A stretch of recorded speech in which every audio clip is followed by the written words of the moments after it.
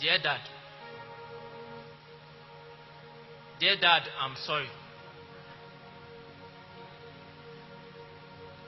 I'm sorry for the love that I was granted that I seem to take for granted.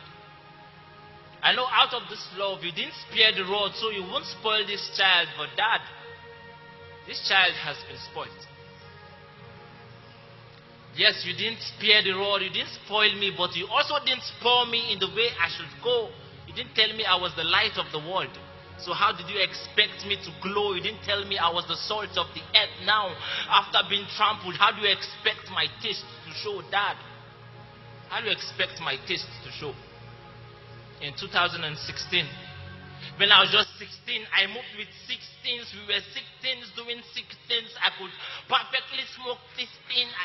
I couldn't just understand John 3:16. I knew the words, but not the lives that it gave. I knew the road to church, but not the road to the Christ that could save. Dad, each alcohol shot was like a gunshot. Each cigar was like a trigger, and the coke was causing me to choke. I tell you, it's no joke. The sipping, the sniffing, the injecting caused more pains than the parasites to the host infecting. And Dad, every devotion, you and Mom will have so many prayer points, but you couldn't just see the only prayer points that mattered sitting right there in front of your very eyes. Dear Dad, I said, I'm sorry.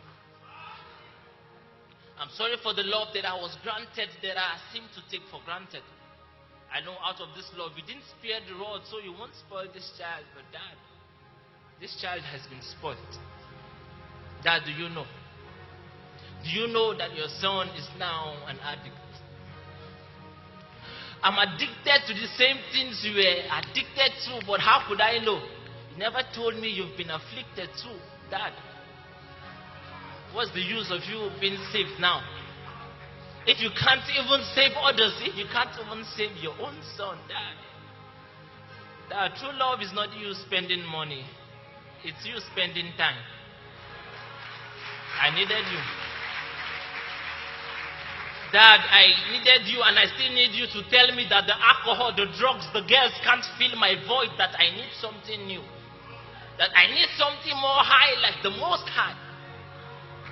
Dad, I needed you, and I still need you to tell me about Ephesians 5:18, that there is no need to be drunk with wine in excess when I can be filled with the Holy Ghost, and it can even be in excess. Just like His love towards me is too much, and it's excess. Dad, I needed you to urge me to purge myself, so that I can be used to even save others from themselves, a vessel fit for the Master's use, a vessel unto honor that will flee from drug abuse. Dad, 2 Timothy 2:20-22. Dad, why didn't you tell me about Revelation 3:15-16, that in this kingdom there are no middle grounds? It's either you are hot or you are cold, but you can't be both. Because your lukewarmness will cause God to spill you.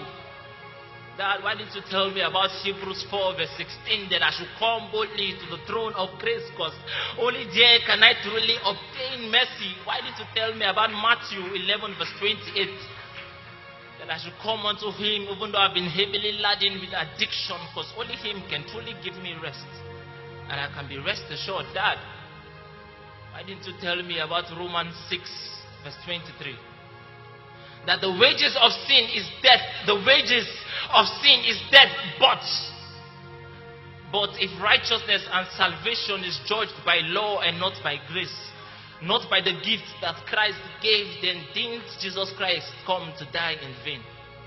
With all the bruises, all the pain, that we might be born again, but again, the fire of this born again, Dad, might never burn again.